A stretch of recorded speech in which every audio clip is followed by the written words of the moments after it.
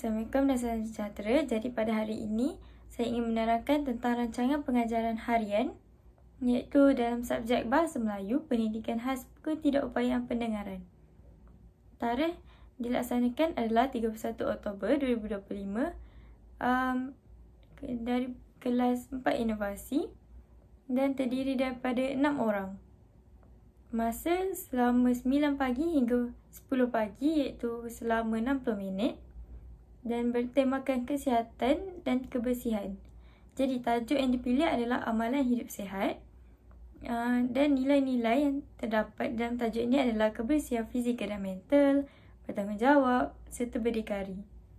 Jadi kita lihat kepada standard kandungan iaitu yang pertama, menulis perkataan 3.2 menulis perkataan, frasa dan ayat yang bermakna dan asas menulis 3.1.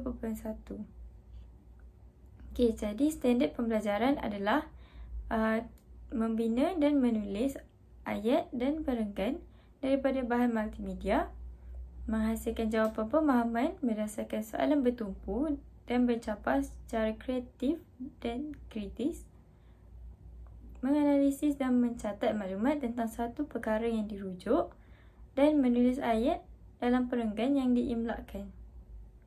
Jadi, objektif pembelajaran adalah pada akhir pembelajaran, murid akan menganalisis dan mencatat sekurang-kurangnya 4 kata kunci tentang amalan hidup sihat. Contohnya, tidur, makan, senam daripada bahan visual dan teks yang telah digunakan. Dan yang kedua, menulis sekurang-kurangnya 2 ayat lengkap dan mudah mengenai kepentingan amalan sihat tersebut. Yang ketiga, mengamalkan langkah kebersihan diri yang asas. Misalnya mencuci tangan secara spontan. Jadi, pengisian kurikulum yang terdapat adalah nilai teras iaitu kebersihan dan bertanggungjawab. Yang kedua, EMK iaitu Bahasa Melayu, Sains dan Pendidikan Kesihatan. Dan yang ketiga adalah terapi pertuturan, bahasa isyarat komunikasi atau lisan, psikomotor ataupun menulis. Jadi teknik yang digunakan komunikasi menyeluruh iaitu bahasa isyarat komunikasi serta lisan serta visual dan pembelajaran kontekstual. Jadi bahan-bahan untuk mengajar yang digunakan adalah kad gambar amalan sihat, slide, lembaran catatan, kertas mahjong dan pen marker. Jadi pengetahuan sedia ada adalah murid telah didedahkan dengan amalan kebersihan diri, misalnya seperti gosok gigi ataupun mandi. Jadi kriteria kejayaan adalah murid dapat yang pertama mencatat maklumat penting tentang amalan hidup sihat, menulis ayat yang betul berdasarkan maklumat yang dicatat, mengaplikasikan langkah kebersihan diri. Okey, itu adalah sedikit sebanyak tentang RPH yang telah dibina oleh saya. Jadi kita teruskan lagi kepada prosedur pelaksanaan PDP. Jadi, prosedur pelaksanaan PDP ini terbahagi kepada 4 bahagian iaitu langkah, isi pelajaran, aktiviti pengajaran dan pembelajaran serta catatan. Jadi yang pertama, kelas akan dimulakan kepada set induksi iaitu selama 5 minit.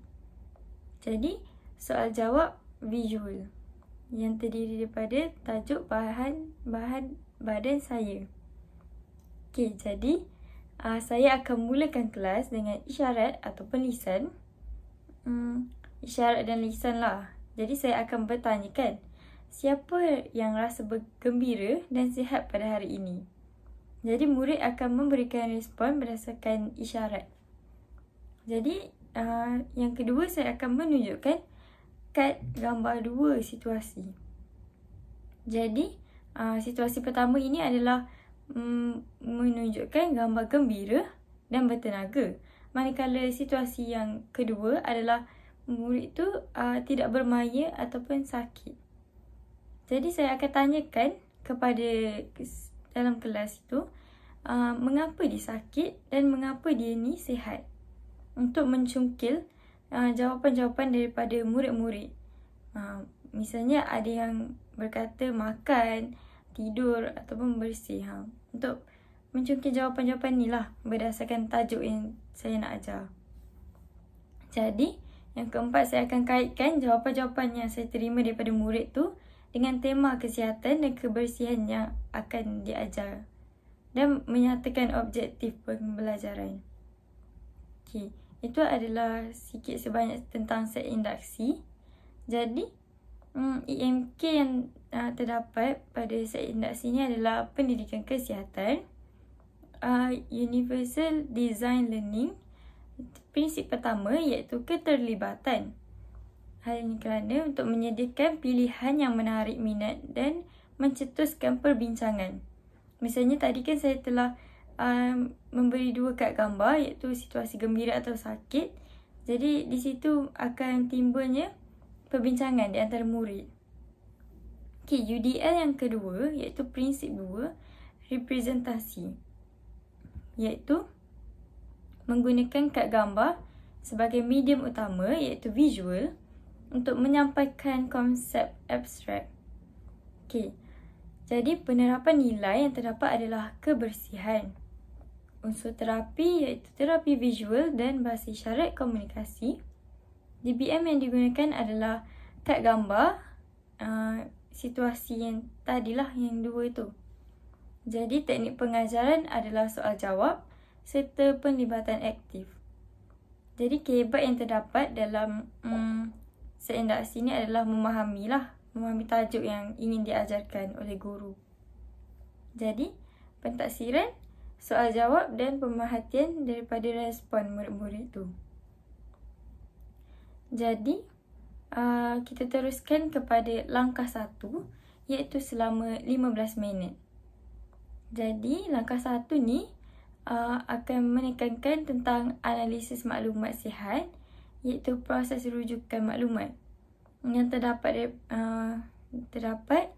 oleh SP 3.2.3 tadi yang telah dijelaskan oleh saya, iaitu standard pembelajaran, maafkan saya. Jadi yang pertama, saya akan paparkan slide yang mengandungi 4 gambar amalan sihat iaitu terdiri daripada tidur awal, makan buah, minum air dan bersenam. Jadi setiap gambar yang telah saya tayangkan itu ada teks besar dan isyarat yang berkaitan. Misalnya gambar tidur akan tulis tidur awal, begitulah. Jadi saya akan membimbing murid untuk membaca melalui bahasa isyarat komunikasi ni setiap gambar-gambar tu tersebutlah. Jadi selepas itu, murid dikehendaki untuk mencatat 4 kata kunci utama tentang amalan sihat ini. Misalnya, makan buah ataupun tidur awal. Jadi, kata kunci yang terdapat dekat makan buah tu adalah vitamin ataupun bila kita makan buah, kita akan berasa sihat, berasa kuat. Jadi, kata kunci tu murid akan catat. Dan yang keempat, saya akan semak catatan murid itu dan bantu untuk menterjemahkan kata kunci kepada ayat secara ringkas lah. Okay, yang itu terdapat kepada langkah 2 lah, lebih terang. Okay, jadi catatan iaitu BBM, saya menggunakan slide amalan sihat dan lembaran catatan. Dan yang kedua adalah UDL, prinsip 2, representasi, iaitu saya menyediakan maklumat dalam pelbagai format serentak, misalnya visual, bahasa isyarat komunikasi dan juga teks. Dan yang UDL yang prinsip 3 adalah ekspresi, iaitu membenarkan murid mencatat sebagai cara menunjukkan kefahaman berbanding lisan lah. Jadi strategi pengajaran iaitu berpusatkan maklumat iaitu visual. Pedagogi pula menghubungkan visual dan teks. Teknik pengajaran iaitu mencatat nota. Kemahiran berfikir untuk aktiviti 1 ini adalah menganalisis, membuat hubungan.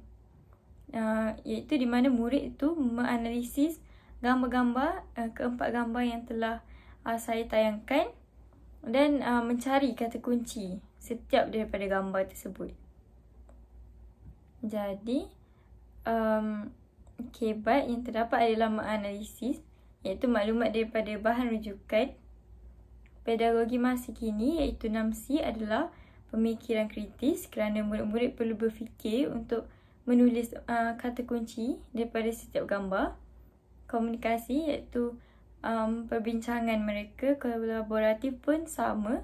Sahsia dan kewarganegaraan. Kewarganegaraan ni misalnya mereka harus makan buah, mereka harus tidur awal. Jadi itu adalah efek kepada diri mereka sendiri. Jadi pentaksiran iaitu melalui pemerhatian catatan perkataan murid. Okey. Jadi langkah 2 selama 25 minit iaitu menulis ayat tentang kebaikan aplikasi kemahiran menulis. Dia mengaplikasikan kemahiran menulis ni yang terkandung di dalam standard pembelajaran 3.2.3 juga. Jadi yang pertama adalah murid dibahagikan kepada pasangan menggunakan teknik think, pair, share. Dan yang kedua, setiap pasangan diberi kertas mahjong atau papan putih mini. Dan yang ketiga adalah tugasan. Berdasarkan kata kunci yang dicatat tadi, langkah 1, murid perlu menulis 2 ayat lengkap dan mudah mengenai kebaikan salah satu amalan sihat. Misalnya kebaikannya makan sayur. Tadi makan buah, makan sayur kan. Jadi ayat dia bagaimana pula? Dapat tak kata kunci daripada tu? Misalnya sihat. Saya makan buah untuk memperoleh badan sihat. Macam itulah. Jadi saya tidak mudah sakit. Dia kena menggunakan perkataan tersebut yang telah ditulis di langkah 1. Dan kemudian langkah 2, buat ayat menggunakan perkataan yang sama. Okey. Jadi yang keempat, saya akan bergerak di sekitar kelas lah untuk memberi bimbingan dan fokus kepada struktur ayat dan kejelasan tulisan. Jadi, beberapa pasangan akan dipilih untuk membentangkan hasil penulisan mereka di hadapan kelas. Menggunakan bahasa isyarat komunikasi dan teks lah. Okey, jadi catatan untuk langkah 2 adalah EMK iaitu Bahasa Melayu yang terdiri daripada kosakata. Yang kedua UDL, prinsip 1 iaitu keterlibatan, iaitu saya menggalakkan kerja kolaboratif untuk mengekalkan usaha dan ketekunan. Jadi yang kedua UDL prinsip 3 iaitu ekspresi, memberi pilihan untuk menunjukkan hasil kerja melalui penulisan dan pembentangan isyarat atau teks secara flexibility, iaitu murid ni boleh mengekspreskan mengikut flexibility murid. Tak kisahlah macam mana nak buat ayat tu ataupun nak membuat hasil kerja penulisan tersebut. Okey, jadi unsur terapi iaitu psikomotor, iaitu menulis. So dia menggunakan jari-jari dia, psikomotor lah. Jadi dan yang kedua kolaboratif. Jadi pedagogi adalah kerjasama pasangan dan latihan bersepadu. BBM yang digunakan adalah kertas mahjong dan pen marker. Jadi strategi pengajaran iaitu kerjasama pasangan. Jadi teknik pengajaran adalah pembentangan hasil sendiri, kemahiran berfikir iaitu mengaplikasikan, membuat keputusan, kebat sama juga mengaplikasi serta mencipta, dan pedagogi masa kini 6C iaitu kolaboratif, komunikasi dan kreatif. Jadi pentaksiran untuk langkah 2 ni, pentaksiran dibuat secara pemerhatian semasa perbincangan kumpulan dan juga penilaian hasil kerja, iaitu penilaian penulisan ayat tadilah yang telah dilakukan oleh murid-murid. Jadi langkah 3 iaitu selama 10 minit, iaitu amalan kebersihan praktikal. Jadi yang pertama, saya akan memaparkan slide yang sama dengan tugasan minta maaf, langkah 2 tadi. Jadi saya akan memaparkan slide mencuci tangan secara bergambar dan menombor. Jadi saya akan membuatkan satu misalnya macam simulasi tentang cara mencuci tangan. Jadi saya akan membawa BBM lah. BBM yang untuk mencuci tangan tu. Jadi murid-murid ni boleh membayangkan cara membasuh tangan dengan betul. Jadi saya akan meminta murid-murid ini meniru isyarat lah. Misalnya bersih sabun kuman, kata kunci yang terdapat dalam aktiviti ni, sambil mereka membuat simulasi ni lah. Jadi saya akan menekankan perkataan badan yang bersih menjadikan kita sihat dan gembira. Okey, itu untuk langkah 3. Jadi catatan untuk langkah 3 adalah penerapan nilai, iaitu kebersihan fizikal. UDL prinsip 1 iaitu keterlibatan, meningkatkan motivasi melalui pembelajaran kontekstual dan aktiviti praktikal iaitu hands on, iaitu cara membasuh tangan tadi itulah. Jadi UDL prinsip 2 adalah representasi, iaitu menggunakan visual gambar atau nombor untuk menyampaikan arahan. Jadi di dalam slide tu saya menyatakan langkah-langkah menggunakan nombor lah. Dan saya ada juga selitkan satu video tentang cara-cara membasuh tangan. Jadi unsur terapi iaitu psikomotor, kerana murid-murid perlu menggerakkan mereka punya jari jemari lah, dan juga bahasa isyarat komunikasi. Jadi teknik yang digunakan adalah praktikal dan pelibatan aktif. Jadi pedagogi berteruskan pembelajaran kontekstual. Strategi pengajaran berpusatkan aktiviti. Teknik pengajaran pula praktikal, simulasi dan pembelajaran aktif. Jadi KBAT iaitu mengaplikasikan pedagogi masa kini, iaitu 6C, pemikiran kritis, komunikasi, kolaboratif dan juga sosial. Kerana mereka perlu menjaga kebersihan diri mereka kan. Okay, jadi pentaksiran melalui pemerhatian, pelibatan aktif murid dalam simulasi amalan kebersihan diri. Okay, itu sedikit sebanyak tentang latihan, tentang langkah 3. Jadi yang seterusnya adalah langkah dan penutup selama 5 minit. Iaitu saya akan mengedarkan latihan bertulis.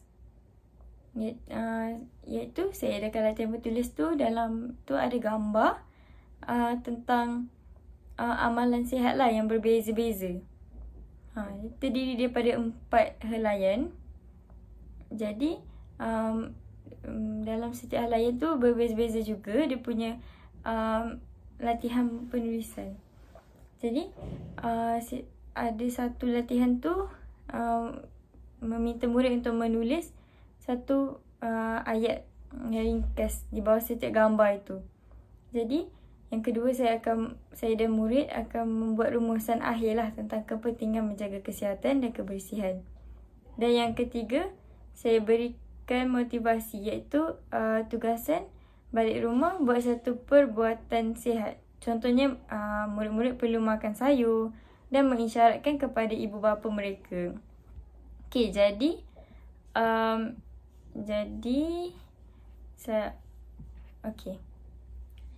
catatan untuk latihan dan penutup adalah BBM menggunakan lambaran latihan, UDL prinsip 3 iaitu ekspresi.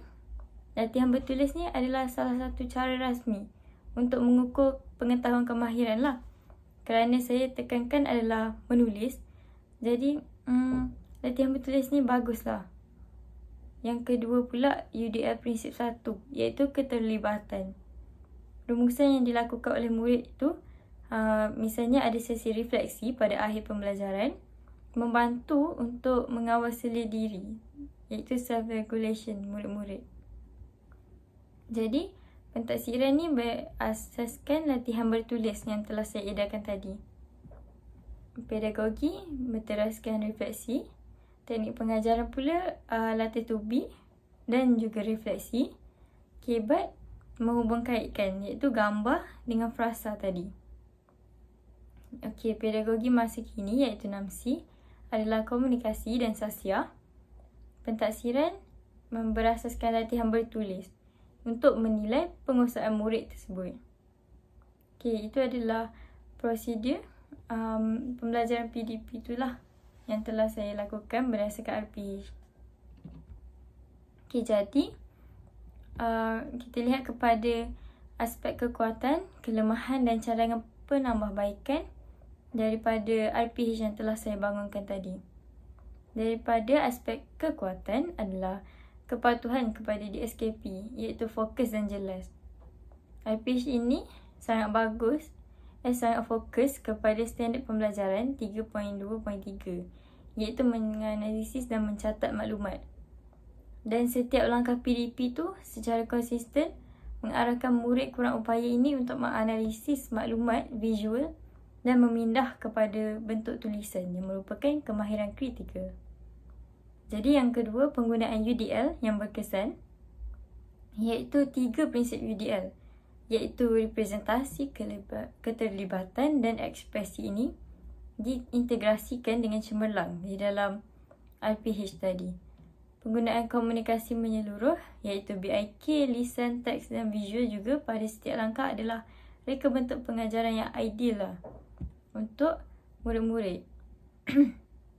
Jadi, integrasi pedagogi masa kini, iaitu 6C. RPH ni berjaya untuk menerapkan 6C ni, terutamanya pemikiran kritis tadi, komunikasi dan sasiah dalam aktiviti, untuk memastikan pembelajaran ni bukan sahaja bertumpu kepada kemahiran menulis, tapi dia juga membangunkan karakter holistik. Misalnya, pada hari ini cikgu memang nak ajar, guru memang mahu mengajar tentang penulisan, tapi ia sedikit sebanyak menerapkan murid untuk mengamalkan gaya hidup sihat dan menjaga kesihatan dan kebersihan. Jadi yang keempat adalah kaitan kontekstual yang kukuh, iaitu pemilihan tema kesihatan dan kebersihan tadi dan aktiviti praktikal pada langkah 3 itu membuatkan pembelajaran lebih bermakna dan relevan kepada kehidupan harian murid. Misalnya pembelajaran tu bukan sahaja di dalam bilik darjah, malah murid perlu mengamalkan apa yang telah dipelajari di kelas kepada kehidupan harian mereka. Misalnya cara membasuh tangan dengan betul. Jadi dengan simulasi tersebut murid dapat lebih mengingatlah apa yang diajarkan oleh guru di dalam kelas. Okay, jadi yang kelima adalah kerangka waktu yang realistik, iaitu pembahagian masa adalah munasabah dan memberi masa yang cukup lah untuk murid kurang upaya berbincang dan menulis, serta membolehkan guru untuk memberikan bimbingan. Okay, jadi kita lihat kepada aspek kelemahan pula. Aspek kelemahannya, yang pertama, keterlibatan teknologi digital. Jadi, walaupun menggunakan slide, tapi tak ada aktiviti teknologi yang interaktif dan spesifik ni, mungkin terlepas pandang peluang digital. Kerana murid-murid ni akan sering mendapatkan manfaat daripada alatan digital untuk memanipulasi teks. Contohnya dia salah gunakan teknologi ni lah kalau guru tak bimbing. Okay, yang kedua, pembezaan tugasan. RPH ni secara amnya baik, tapi tak menyatakan pembezaan tugasan lah untuk murid yang mungkin lebih mahir atau murid yang memerlukan sokongan. Misalnya tugasan menulis ayat tadi, tugasan 2 kot, menulis ayat yang terlalu mudah atau sukar bagi setengah murid. Misalnya setengah murid akan rasa tugasan tu senang, tapi ada murid juga merasakan tugasan tu lebih sukar. Jadi yang ketiga, fokus lisan dan sebutan. Walaupun bahasa isyarat komunikasi tu ditekankan, tapi fokus terhadap komponen-komponen lisan dan sebutan boleh diperjelas. Iaitu murid kurang upaya memerlukan latihan lisan secara konsisten bersama juga dengan isyarat. Okay, jadi cadangan yang pertama adalah memperkenalkan tahap kesukaran yang berbeza, iaitu tambahkan arahan pembezaan di langkah 2. iaitu pemulihan, memberi tugasan untuk melengkapkan ayat yang rumpang. Yang kedua, pengayaan, minta murid menulis 3 ayat ataupun ayat majmuk yang mudah kepada murid yang berasa senang. Okey, prinsip UDL yang disokong adalah UDL prinsip 1, iaitu keterlibatan, menyesuaikan tahap kesukaran murid-murid. Yang kedua adalah pengukuhan integrasi teknologi interaktif. Di langkah 1, sebaiknya menggunakan papan putih yang interaktif untuk mencatat secara digital lah. Jadi di langkah 2 pula, galakkan murid untuk menggunakan voice to text. Jika sesuai lah dengan pembelajaran tu, jika tidak perlu menggunakan. Okey, jadi UDL prinsip 2 dan 3, iaitu representasi dan ekspresi, iaitu menggunakan teknologi bantu tadi, iaitu text to speech atau voice to text. Jika sesuai, boleh digunakan di dalam kelas. Okey, jadi yang ketiga adalah memperjelas peranan, iaitu coach. Misalnya di langkah 2, berikan peranan khusus kepada ahli kumpulan, iaitu penulis, penyemak isyarat dan ketua pembentang untuk mengukuhkan lagi kemahiran kolaboratif dan sasia, iaitu murid-murid bertanggungjawab dalam melaksanakan tugasan-tugasan di dalam kelas, iaitu pedagogi 6C, kolaboratif dan sasia. Jadi itu adalah sedikit sebanyak tentang RPH, tentang prosedur pelaksanaan PDP dan juga kekuatan, kelemahan dan cadangan penambahbaikan. Jadi itu sahaja present pada kali ini. Terima kasih.